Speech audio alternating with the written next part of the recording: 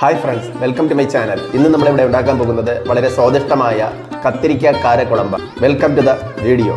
കത്തിരിക്ക കാരക്കുളമ്പ് തയ്യാറാക്കുന്നതിന് വേണ്ടിയിട്ട് ഞാനിവിടെ 2 കത്തിരിക്കയാണ് എടുത്തിട്ടുള്ളത്. ഒരു പാൻ അടുപ്പത്ത് വെച്ച് ചൂടാക്കി അതിലേക്ക് 3 ടേബിൾ സ്പൂൺ അളവിൽ വെളിച്ചെണ്ണ ഒഴിച്ചു കൊടുക്കാം.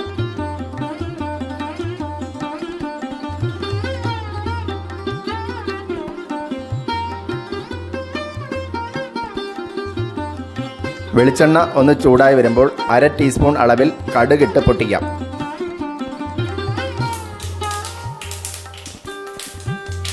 അര ടീസ്പൂൺ അളവിൽ ഉലുവ ഇട്ട് കൊടുക്കാം.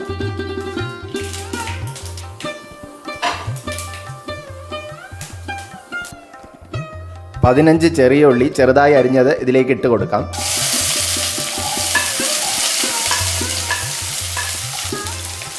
8 അല്ലി വെളുത്തുള്ളി ഇട്ട് കൊടുക്കാം.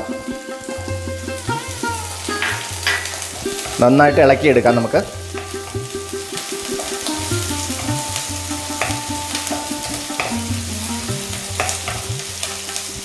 മൂന്ന് വറ്റൽമുളക് ചെറുതായി അരിഞ്ഞത് ഇതിലേക്ക് ഇട്ട് കൊടുക്കാം. 2 തണ്ട് കറിവേപ്പില,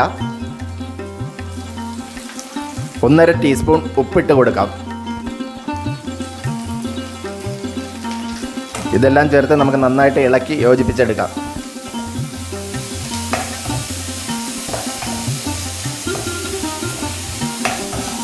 ഉള്ളി ചെറുതായിട്ടൊന്ന് വഴണ്ട് വരുമ്പോൾ അതിലേക്ക് ഒരു തക്കാളി ചെറുതായി അരിഞ്ഞത് ഇട്ട് കൊടുക്കാം. തക്കാളിയും ചേർത്ത് നന്നായിട്ട് ഇളക്കി കൊടുക്കാം.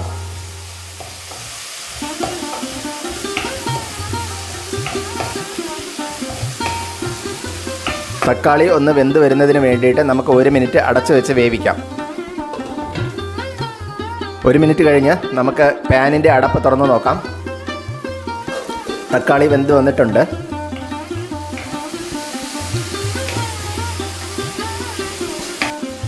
ഇനി നമ്മൾ നേരത്തെ അരിഞ്ഞ് മാറ്റി വെച്ചിരിക്കുന്ന കത്തിരിക്ക ചെറിയ കഷ്ണങ്ങളായി അരിഞ്ഞത് ഇതിലേക്ക് ഇട്ട് കൊടുക്കാം. കത്തിരിക്കയും ചേർത്ത് നന്നായിട്ട് ഇളക്കി യോജിപ്പിച്ച് കൊടുക്കാം. ഈ എണ്ണയിൽ കിടന്ന് തന്നെ കത്തിരിക്ക നന്നായി വഴണ്ട് വരണം. 2 മിനിറ്റ് നേരം നമുക്കിത് അടച്ചു വെച്ച് വേവിക്കാം.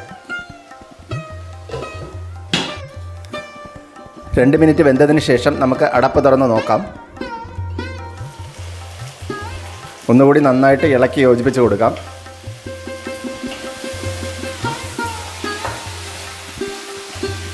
കത്തിരിക്ക നന്നായി വഴണ്ട് വന്നിട്ടുണ്ട്. ഇനി ഇതിലേക്ക് നമുക്ക് പൊടി ഐറ്റംസ് ഇട്ട് കൊടുക്കാം. 2 ടീസ്പൂൺ മല്ലിപ്പൊടി, 1/2 ടീസ്പൂൺ മുളക് പൊടി,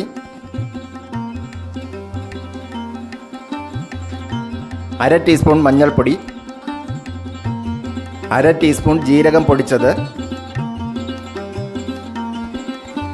1/2 ടീസ്പൂൺ കായപ്പൊടി. ഇതെല്ലാം ചേർത്ത് നമുക്ക് നന്നായിട്ടൊന്ന് ഇളക്കി കൊടുക്കാം. പൊടികളുടെ എല്ലാം പച്ചമണം മാറി വരുന്നത് വരെ നന്നായിട്ടൊന്ന് ഇളക്കി കൊടുക്കാം. പൊടികളുടെ എല്ലാം പച്ചമണം മാറി വന്നിട്ടുണ്ട്. ഒരു നെല്ലിക്ക വലുപ്പത്തിൽ വാളംപുളി എടുത്ത് പിഴിഞ്ഞത് ഇതിലേക്ക് ഒഴിച്ചു കൊടുക്കാം.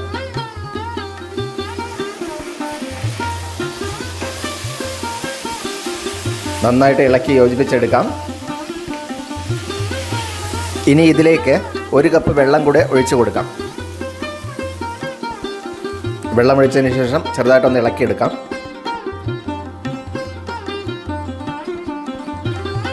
ഗ്രേവിയുടെ അളവ് കൂടുതൽ ആവശ്യമുള്ളവർ കുറച്ച് വെള്ളം കൂടുതൽ ഒഴിക്കുക.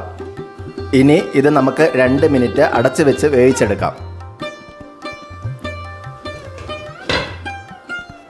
ഇനി നമുക്ക് പാനിൻ്റെ അടപ്പ് തുറന്ന് നോക്കാം. മസാലയെല്ലാം പിടിച്ച് കത്തിരിക്ക നന്നായി വെന്ത് വന്നിട്ടുണ്ട്. എരിവും പുളിയും ഒന്ന് ബാലൻസായി വരുന്നതിന് വേണ്ടിയിട്ട് 1 കഷ്ണം ശർക്കര ചെറുതായി ഗ്രേറ്റ് ചെയ്തത് ഇതിലേക്ക് ഇട്ട് കൊടുക്കാം. ശർക്കരയും ചേർത്ത് നന്നായിട്ടൊന്ന് ഇളക്കി യോജിപ്പിച്ചെടുക്കാം.